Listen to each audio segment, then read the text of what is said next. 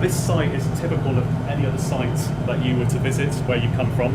We're going to be charging in a coffin, so I hope you don't mind that. And what you will witness when we charge in that coffin is that with every single coffin we have a little detail pass card, and we will check the details of that card against the details on the coffin plate. It's the details on the plate that we're concerned with, and we will look for a full name, we will look for a date of death, and we will look for an age. And if those three details match the details on our pass card, we'll cremate. If one of those details is wrong, we don't cremate. And that's the assurance that you will be passing back to families that you meet, that we are cremating the right body and everything is as it should be, okay? When we charge in that coffin, we don't interfere with anything, all right? We take it as it is, and on a trust basis, we hope, really hope, that the contents of the coffin is compliable to all the standards. The clothing that the body is dressed in are all natural fibres, nothing man-made. So anything cotton, that's fine. Wool, that's fine. Leather, that is fine. We don't open that coffin to have a look. We know that people will put in photographs and letters, that's okay, but we hope that they don't put in really big cuddly toys or fill the coffin with books and Bibles. We have seen that, because that takes a bit of a job to actually cremate.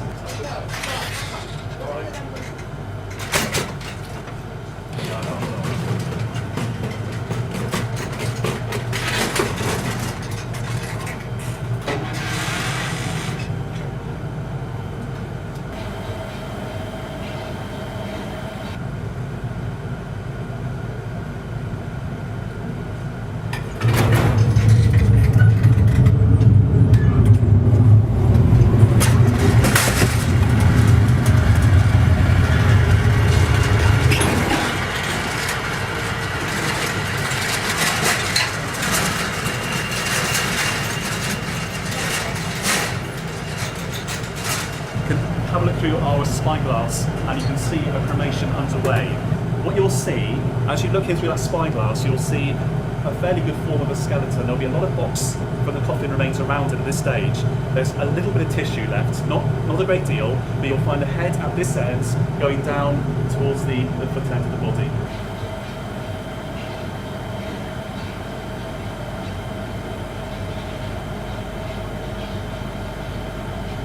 Can reach up to 1130 degrees while the cremation is going on, depending on the size of the body and what it's got to cremate, basically. The gas usage is minimal. We might have to use the gas burner for the last 10 minutes of the cremation. Throughout the majority of the process, it's just forced air into the chamber. There's already the heat that's built up, and then you've got the material, which is the coffin and the body. So that forms your triangle to create fire. And that will do and generate the cremation, all right? The dark material that you see in there is still the tissue, and it's all around the core of the body, so from the hips up to the neck, all right? That is the last part being cremated. Apart from that, we often find that the brain is the last as well. That takes quite a while to be cremated. The brain is solid, and the skull around it is solid. It takes a while to get into that and break that down, all right? But while we see that, we know the cremation isn't finished. The first stage is the cremation itself. The second stage, which you will get to see, but not just yet because we're not ready, is you'll see the remains being break down at the end of the cremation. When that breaking up process happens, everything is pulled in this direction to an area that sits just behind the charge doors, all right? And it's like a mini chamber, and everything gets raked into that point. Now, when I say everything, all the tissue has been burnt up. There's no tissue. You'll find the bone remains and also glowing embers of the coffin, all right? That does take quite a while to get rid of. So whatever is left, we will rake into that chamber. It's blasted with cold air. The cold air will do two things. It'll burn off all those glowing embers of the coffin, and it'll also start to cool down the bone remains, all right? That's the second stage.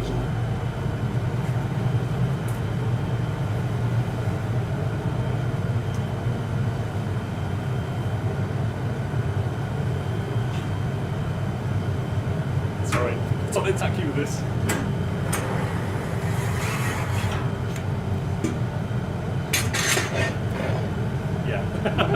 It just shows you how far back the chambers go.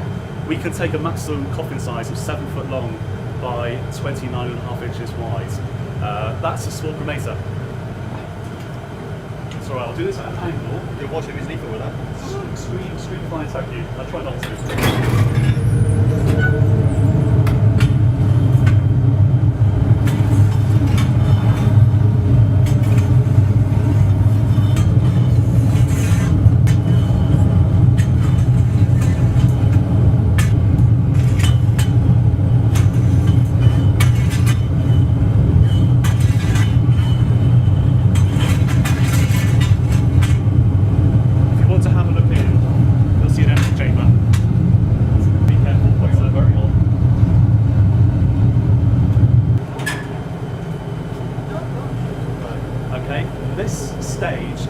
actually the third stage of the cremation, all right?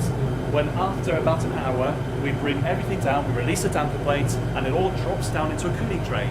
And this is the remains. And if you have a look there, you'll find there's no coffin. Obviously all the tissue has been cremated.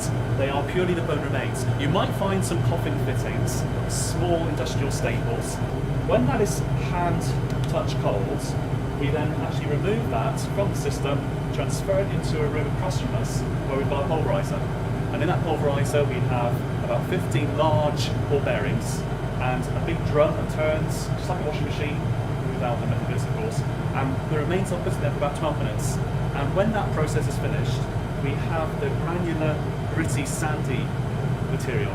So it's not dust, it is like granular, it's sandy, and you can determine the bone colour. And we store that until it's collected. That pass card, which we checked against the coffin plate, it stays in this position, there we are, when we are doing the cremation. When we go to the second stage, we drop that pass card onto the door. So we know that's in the second stage. When we come to this third stage, there's a little clip that's above the lids, and the pass card is put into that position. We know that that is the same body all the way through the processes. And when that card gets transferred into the pulverising room and attached to a casket or a polyurn, we know full well when we pass back those remains, they are the right remains. There's never been a mistake. It's physically impossible